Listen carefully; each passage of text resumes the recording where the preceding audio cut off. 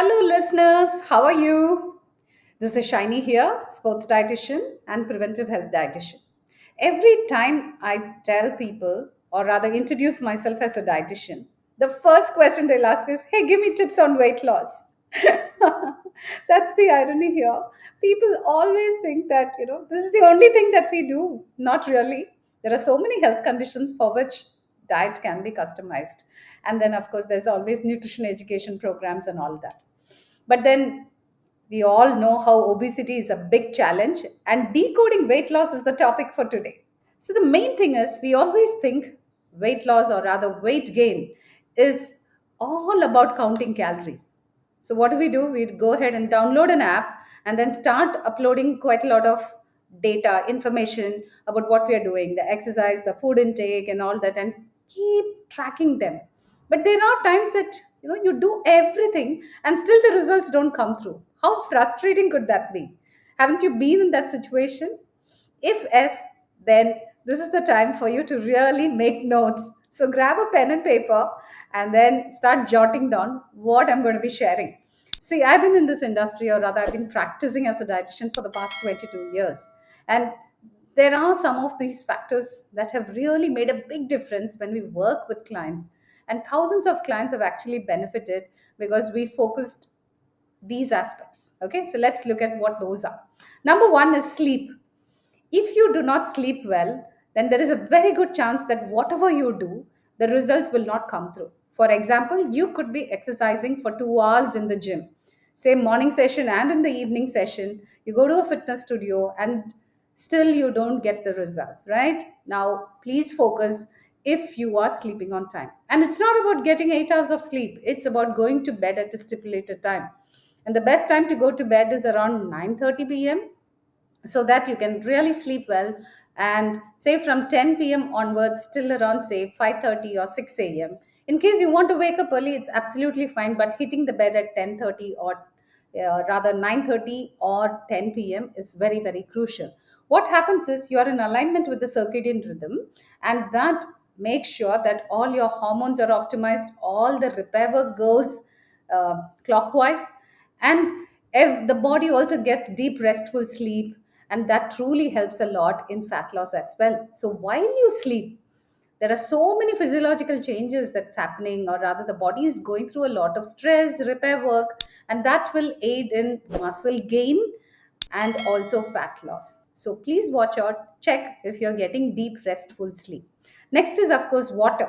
A lot of us do not drink enough water. In fact, I've had met a lot of people, friends and neighbors and colleagues, who used to drink only around 500 ml of water per day. In fact, I met one gentleman who doesn't drink water at all. All he manages to consume is some cucumbers, some fresh oranges, and that's it. He wouldn't have plain water at all. He just hated it. So if you belong to this category, please, please, please focus on drinking adequate water. So depending on where you're staying, make sure that you drink anywhere between 2 to 3 liters of water per day. Another easy way to check would be the color of urine. So every time you use the restroom, please check the color of urine.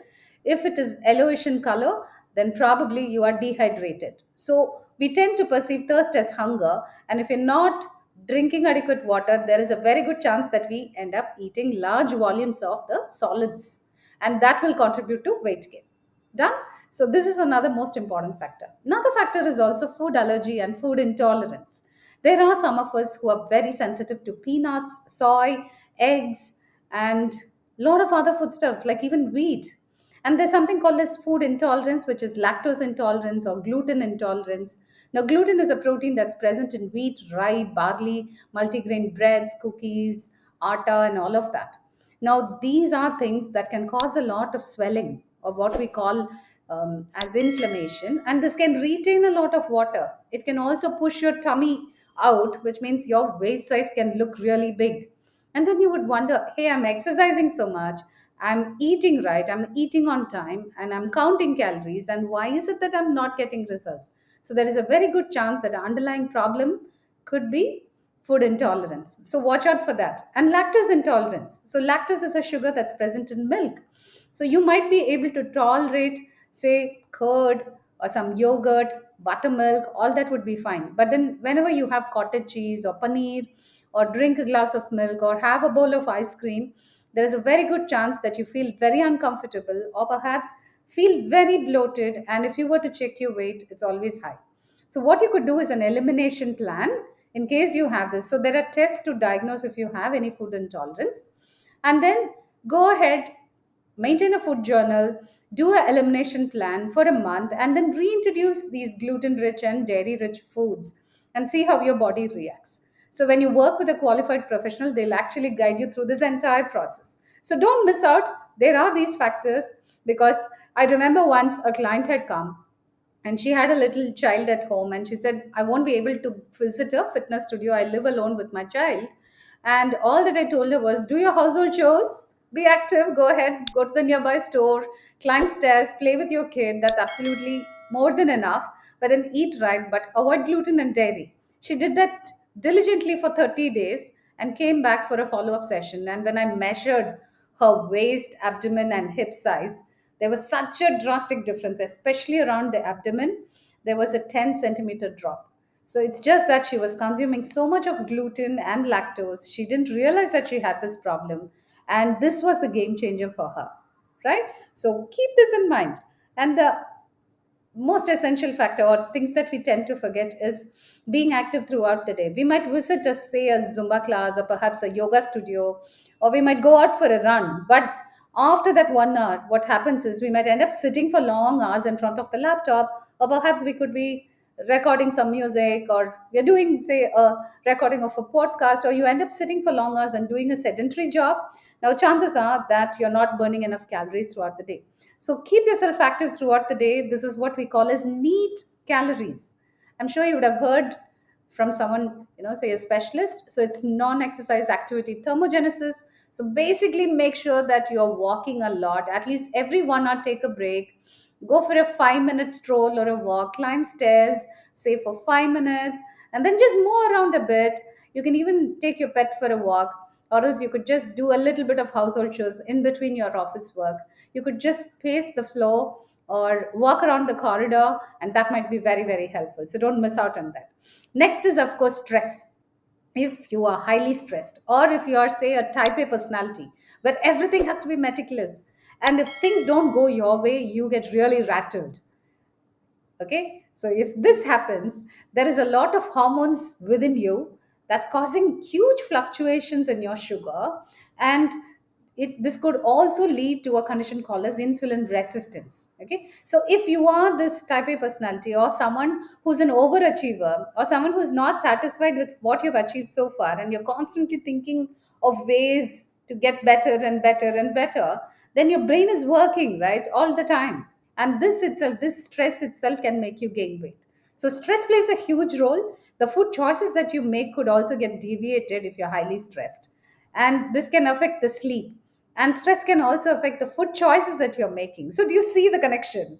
There are just so many factors around stress, and this is one thing that you really have to tackle. So how can we manage this? You could speak to a therapist and they could give you a lot of techniques.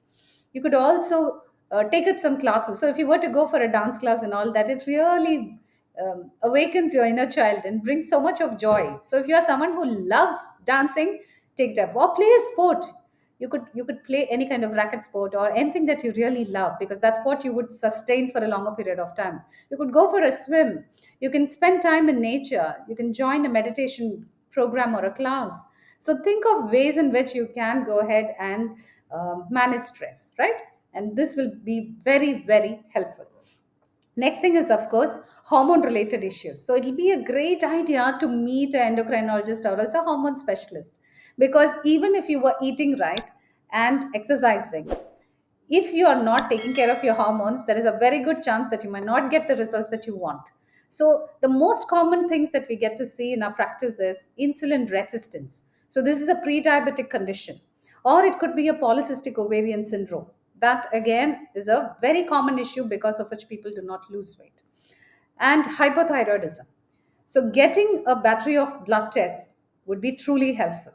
Okay. So hope you made note of these points. And the next time around you feel that you're hitting a roadblock, there is a very good chance that you might want to look through the notes and then go ahead and meet with a professional, because this one single change could actually help you get your wellness goals, help you reach the wellness goals, and you don't want to miss that at all, right? So go ahead, work with a qualified professional, because they're going to save time for you.